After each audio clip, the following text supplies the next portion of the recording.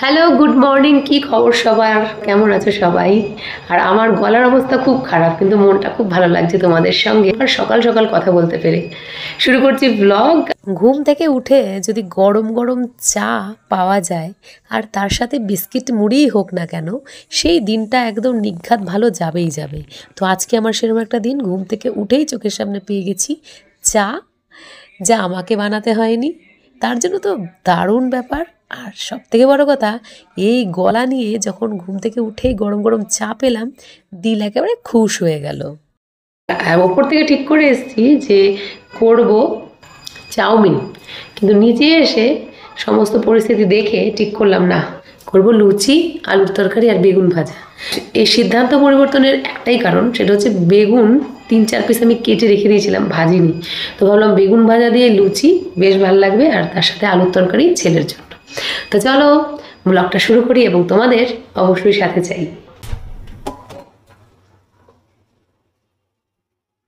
মাখা হয়ে গেছে, লেচিও করা হয়ে গেছে। এই যে তেল দিলাম কড়াইতে, এবারে একটা একটা করে বেলবো আর ফ্রাই করে নেবো গরম গরম ফুলকো লুচি। শেষে দেখলাম যে বেগুন ভাজা দিয়ে দিলাম আশিসকে, আর আমি খেলাম কালকের বাঁধাকপি দিয়ে, আর ছেলের জন্য করে দিলাম একটু আলুর তরকারি। এইভাবেই কিন্তু সকালের টিফিনে এক পদ হলেও 3 পদ দিয়ে মোটামুটি সবার জন্য মেনু রেডি করতে হয়েছিল।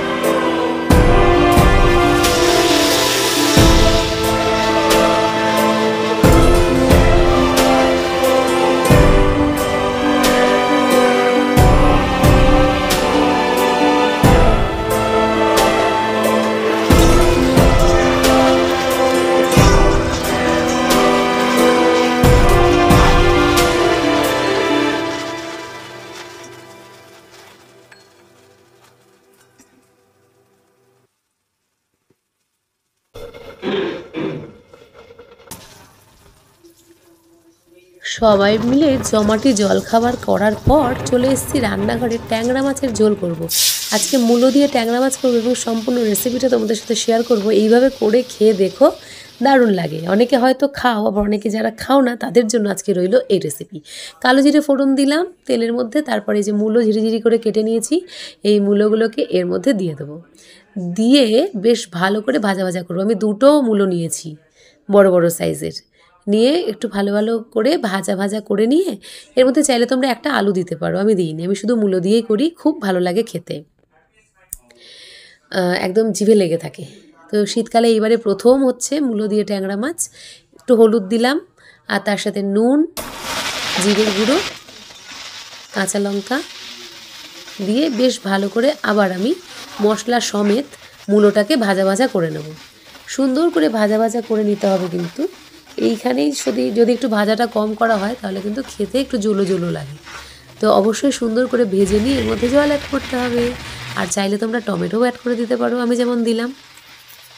টমেটোটাকেও কিন্তু আবার সুন্দর করে মজিয়ে নিতে হবে। তারপরে একদম মজে গেলে, সুন্দর মাখা মাখা হয়ে গেলে জল অ্যাড করে এর মধ্যে এক এক করে ভেজে রাখা মাছগুলো দিয়ে দিতে হবে।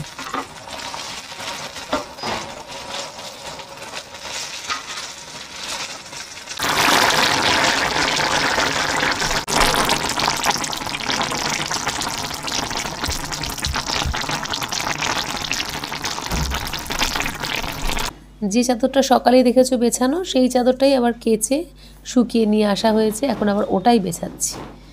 তো এই দেখো চাদর ফাদর বেছানো হয়ে গেলে আমি একটু ডায়েরি পেন নিয়ে বসবো, একটু কাজও আছে, তারপর তোমাদের সাথে কথাও বলবো। গুড ইভিনিং বন্ধুগণ। দুপুরবেলা তো ওই ট্যাংরা মাছের মূলো দিয়ে ঝোল অসাধারণ হয়েছিল, ধনেপাতা দেওয়াতে আরও ফ্যান্টাস্টিক হয়েছিল। তারপরে এই এখন সন্ধেবেলা খাবো চা। চলো কি দিয়ে চা খাচ্ছি একটু দেখে নেওয়া যাক। সন্ধেবেলার চা আর পনির পকোড়া। দেখতে দেখতে চলে এলাম ভিডিওর প্রায় শেষ পর্যায়ে। গলার অবস্থা খুবই খারাপ, কতবার যে বলবো জানি না, তবে যতক্ষণ না ঠিক হচ্ছে আমি এটা বলেই যাবো যাতে ভগবান তাড়াতাড়ি ঠিক করে দেয়। আর শেষ পর্যায়ে মানে বিদায় নেওয়ার পালা, বুঝতেই পারছো।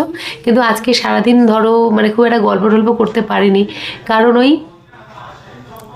গলা এখন তো তাও একটু শুনতে পাচ্ছ, মানে আগে তো একটু মানে আমি কথা বলতেই পারছিলাম না, ডিসপ্রিন দিয়ে গার্গেল করলাম তাতে একটুখানি তাও আওয়াজ বেরিয়েছে, যে মানে অন্তত কমিউনিকেবল হয়েছে, মানে বোঝাতে পারবো লোকজনকে ভাষায়। বন্ধুরা এমন ওয়েদার, মানে সোয়েটার পরলেও কীরকম একটা গরম হয়ে উঠছে শরীরটা, বা না পরলে ঠান্ডা লাগছে, কাশি হচ্ছে, আর গলায় এটা জড়ালে পরে পরে মাঝে মাঝে আরাম লাগছে, আবার মাঝে মাঝে কিরকম উসকুস উসকুস করছি। মানে না শীতটা ঠিক করে পড়ছে, না গরমই চলে আয় বাবা আবার ঘুরে, সেটাও ভালো, অথবা শীত একদম হুড়মুড় করে পড়। কেউই আর সুস্থ নেই, সবারই এই কিছু না কিছু লেগেই রয়েছে। তো আমরা এখন মানে এটাই প্রার্থনা করতে পারি যে তাড়াতাড়ি করে শীত ঋতুর প্রবেশ হোক, আমরা আর পারছি না এই হালকা গরম হালকা শীত। এখনও অনেকে ফ্যান চালাচ্ছে মাঝে মাঝে, মানে আমাকে মাঝে মাঝে স্কুলেও ফ্যান চালাতে হচ্ছে, মানে এরকম একটা ঘাম দিচ্ছে দুপুরের দিকে, আবার এদিকে সন্ধেবেলা একদম গলা ঠলা বসে যাচ্ছে, মানে খুবই একটা ভয়ঙ্কর পরিস্থিতির মধ্যে আমরা রয়েছি। সব থেকে বড় কথা হচ্ছে ঠিক করে শীত না পড়লে পিঠে পুলিও খাওয়া যাবে না, তাই না? পিঠে পুলি তো আস্তে আস্তে শুরু করতে হবে, আর এই যদি গরম থাকে তাহলে তো মানে অ্যাসিডিটি শুরু হয়ে যাবে পিঠে পুলি খেলে। আর তাছাড়া বিভিন্ন জায়গায় মেলা ঠেলাগুলো তো সব মানে অ্যানাউন্সমেন্ট করা শুরু করে দিয়েছে, শীতের মেলা বসবে, পুষ্প প্রদর্শনী বসবে। তো শীতই যদি না পড়ে তাহলে কি মেলা ঘুরে কোনো শান্তি আছে বলো তো? তো সেই কারণেই এখন শুধুমাত্র শীতের জন্য অপেক্ষা করে সমস্ত বাঙালি বসে রয়েছে।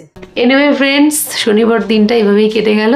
তোমাদের সাথে গল্প হয়তো কম করা হলো, কিন্তু যাই হোক তবুও ভিডিওটা দিতে পেরেছি, তার জন্য অনেক ভালো লাগছে।